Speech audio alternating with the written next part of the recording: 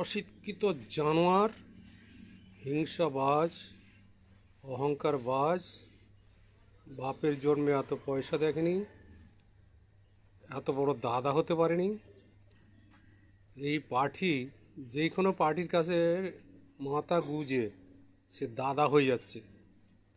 বেশি হচ্ছে এই তৃণমূল পার্টির কাছে মাথা গুঁজে দাদা, আর কাজকর্মের ভারিত্ব দিয়ে দিছে। আর টাকা পয়সা এত তোলাবাজি করছে, গুন্ডাবাজি করছে, বিশেষ করে হাওড়া জেলায় উলুবেড়িয়া কেন্দ্রে মুসলমানদেরকে অবুঝ পেয়েছে। মুসলমানি নেতারা, ওরে বাপ রে বাপ, কিবার বেড়ে গেছে সুলতান আহমেদের এই জায়গাটা। আর এই জায়গাটার থেকেই দিদি ভোট পায়, এখানে নীরব রাখে। আমি বলছি কেন, আমি সত্য পথ, সোজা পথ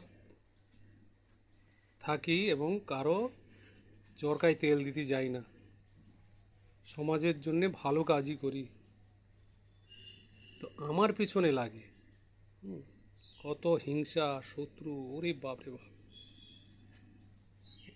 এত আমার ঘর ভাঙবে, বাড়ি ভাঙবে, আমার ঠাকুর দেবতা সব ভেঙে দেবে, তুলে দেবে। এত বড় ক্ষমতা তৃণমূল পার্টির, এই চামচাদের।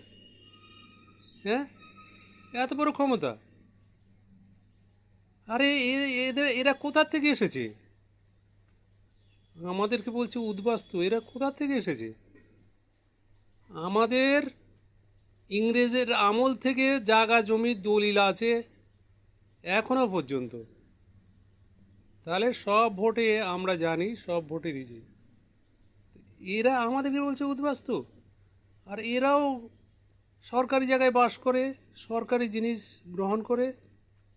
এদের মা বাবার ইজ্জতের দাম আছে নাকি?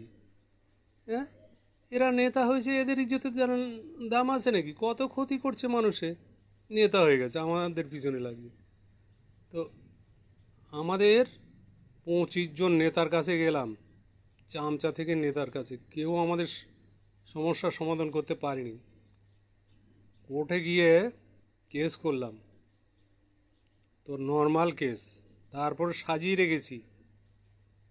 উলুবেড়িয়া কোর্ট থেকে, হাইকোর্ট থেকে যত বড় যাবে, এমন এমন কেস দেবো, জানা হয়ে গেছে, সাজিয়ে রেখেছি সব। অহংকারী করা, হিংসা